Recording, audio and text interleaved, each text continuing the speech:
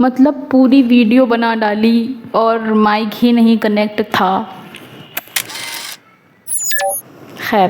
آج ہم بات کریں گے ایک ایسی روایت کے بارے میں جو کہ حضرت عبداللہ ابن مسعود رضی اللہ تعالیٰ عنہ سے مروی ہے اور عورتوں کے بارے میں ہے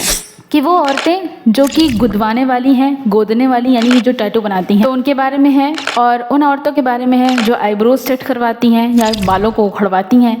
ان عورتوں کے بارے میں بھی ہے جو اپنے دانتوں میں کشادگی کرواتی ہیں یا پھر کوئی ایسے کام کرتی ہیں جو ان کے اندر موجود نہیں تھے، لائک ایکسٹینشنز وغیرہ انہوں نے الگ سے لگائے اس کو۔ یہ سارے کام تخلیق میں تبدیلی کرنے میں آتے ہیں کہ ہم نے اللہ تعالیٰ کی بنائی گئی چیز میں تبدیلی کر دی۔ یہ حدیث صحیح مسلم کی ہے، باب کتاب اللباس و زینت میں یہ حدیث بیان کی گئی ہے۔ عبداللہ ابن مسعود رضی اللہ تعالیٰ عنہ سے روایت ہے کہ لعنت کی اللہ تعالیٰ نے گودنے والی اور گدوانے والیوں پر اور منہ کے بال اکھڑوانے والیوں پر اور اکھاڑنے والیوں پر، اور لعنت کی اللہ تعالیٰ نے دانت میں کشادگی کروانے والیوں پر اور کرنے والیوں پر۔ تو دانت میں کشادگی سے مراد پہلے زمانے میں سامنے کے دو دانتوں کے درمیان جگہ ہونے کو خوبصورتی سمجھی جاتی تھی، تو اس وجہ سے لوگ خوبصورت لگنے کے لیے یہ کام کیا کرتے تھے، جبکہ ان کے دانت بالکل صحیح ہوا کرتے تھے۔ یہ سارے کام جو ہیں وہ اللہ تعالیٰ کی تخلیق میں تبدیلی کرنے میں آتے ہیں کہ ہم نے اس میں تبدیلی کر دی کہ یہ چیز اللہ نے صحیح نہیں بنائی تھی، اس کو ایسا ہونا چاہیے تھا۔ یہ خبر بنی اسد کی ایک عورت نے جب سنی تو وہ عبداللہ ابن مسعود رضی اللہ تعالیٰ عنہ کے پاس آئی اور کہنے لگی کہ ابھی جا کر بات کرتی ہو، ایسا کیسے فرما سکتے ہیں عبداللہ؟ تو عبداللہ ابن مسعود رضی اللہ تعالیٰ عنہ نے ارشاد فرمایا کہ میں کیوں ان لوگوں پر یا ان عورتوں پر لعنت نہ کروں جن پر کہ میرے نبی صلی اللہ علیہ وسلم نے لعنت فرمائی ہے۔ تو اس پر اس نے کہا کہ ایسا نہیں ہو سکتا، میں نے تو پوری قرآن کو پڑھا ہے، مجھے تو کہیں بھی ایسی کوئی بات نظر نہیں آئی۔ عبداللہ ابن مسعود رضی اللہ تعالیٰ عنہ نے اس کو آنسر کیا کہ اگر تم اس طرح پڑھتی جس طرح قرآن پاک کو پڑھنے کا حکم ہے یا پڑھنا چاہیے تھا، یہ ٹاپک تمہیں ضرور ملتا۔ کس طرح کہ عبداللہ ابن مسعود رضی اللہ تعالیٰ عنہ نے پھر ایک آیت کو مینشن کیا کہ اللہ کے نبی صلی اللہ علیہ وسلم تم کو جو بھی دیں تم لے لو، اور جس چیز سے اللہ کے نبی صلی اللہ علیہ وسلم تم کو باز رہنے کے لیے بول دیں یعنی دور رہنے کے لیے بول دیں، اس چیز سے تم باز آ جاؤ۔ یہ آیت ہے، یعنی جس چیز کو اللہ کے نبی صلی اللہ علیہ وسلم تمہیں پکڑا دیں، تھما دیں، اس چیز کو تھامے رہو، اور جس چیز سے تم کو روک دیں، باز رہنے کے لیے بول دیں کہ اس سے دور رہنا، اس کے پاس مت جانا، تو اس چیز سے باز رہو۔ تو یہ آیت ان تمام چیزوں پر دلالت کر رہی ہے جن کو کہ اللہ کے نبی صلی اللہ علیہ وسلم نے منع فرمایا یا حدیث، اور جن کی طرف اللہ کے نبی صلی اللہ علیہ وسلم نے رغبت دلائی ہے حدیث میں۔ تو یہ آیت ان حدیثوں پر دلالت کر رہی ہے کہ وہ حدیثیں صحیح ہیں، ان میں جو بھی بات کہی گئی ہے وہ صحیح ہے۔ تو وہ عورت بولی کہ آپ کی بیوی یہ سب نہیں کرتی؟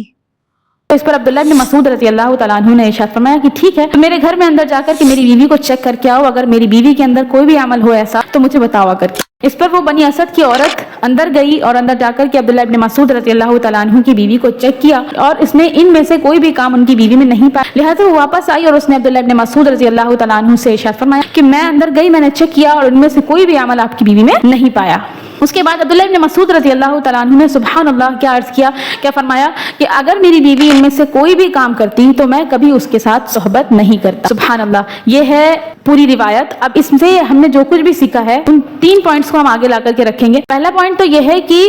غور کیجئے کہ رحمت للعالمین لعنت فرما رہے ہیں، یعنی کہ وہ ذات جو رحمت للعالمین ہے، جو سب کے لیے رحمت بنائی گئی ہے، جنہوں نے سب کے لیے اچھے کلمات بولے، لیکن ایسی عورتوں کے لیے اللہ کے نبی صلی اللہ علیہ وسلم ایسی پرسنالٹی بھی جو رحمت للعالمین ہے اس نے بھی لعنت فرمائی ہے، جس کو آج ہم بہت ایزی سمجھ کر کے کرواتے رہتے ہیں اور کرتے رہتے ہیں، جبکہ اس پر ذرا سا غور کریں تو سمجھ میں آئے گا کہ کچھ تو قباحت ہوگی اس میں، کچھ تو اللہ تعالیٰ کو ناراض کر رہا ہے اس میں، اسی لیے اللہ کے نبی اتنا غصہ کر رہے ہیں، اسی لیے اللہ کے نبی صلی اللہ علیہ وسلم لعنت فرما رہے ہیں۔ طائف والوں نے بھی آپ صلی اللہ علیہ وسلم کو کتنا مارا، زخمی کیا معاذ اللہ، لیکن اس کے باوجود بھی آپ صلی اللہ علیہ وسلم نے ان کے لیے کوئی بھی لعنت کے جملے نہیں نکالے۔ تو ہم تو طائف سے بھی بدتر ہیں، اگر ہم طائف والوں سے بھی بدتر ہیں اگر ہم یہ تمام کام کروا رہے ہیں یا کر رہے ہیں مسلمان ہونے کے باوجود، جو کہ اللہ تعالیٰ کو پسند نہیں ہے، اللہ کی خلقت میں تبدیلی لانے کے حکم میں آ جاتے ہیں۔ دوسری بات یہ ہے کہ مرد کا دین کے لیے جذبہ دیکھیے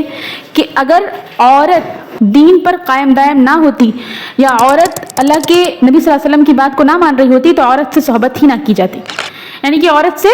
دوری بنا لی جاتی۔ سبحان اللہ۔ جبکہ اس کے الٹا آج کے دور میں دیکھنے کو ملتا ہے کہ اگر بیوی یا شوہر دین کے خلاف کام کر رہے ہیں، بیوی کو بھی اس سے کوئی فرق نہیں پڑتا، نہ شوہر کو اس سے کوئی فرق پڑتا ہے۔ کیوں؟ کیونکہ ان کو اپنی دنیاوی نقصانات کا خدشہ ہوتا ہے۔ شوہر کو یہ لگتا ہے کہ بیوی ناراض ہو جائے گی، گھر میں فساد کھڑا کرے گی اگر میں اسے بتاؤں گا، ڈرتا ہے، یا پھر وہ فساد نہیں چاہتا، یا پھر وہ پرواہ ہی نہیں کرتا کیونکہ اسے خود دین سے اتنا کوئی انٹرسٹ نہیں ہے۔ اس کے علاوہ تیسری بات یہ ہے کہ عورت کی اطاعت دیکھیے سبحان اللہ کہ جب کوئی مرد دین کے کام میں آگے بڑھتا ہے تو اس کی عورت اس کے پیچھے سے ساتھ بنتی ہے، سہارا دیتی ہے۔ انشاءاللہ تعالیٰ ایسی عورتیں بنیے جو کہ اپنے شوہر کے دین کے کام میں معاون بنے، نہ کہ ان کے خلاف کھڑی ہو جائیں۔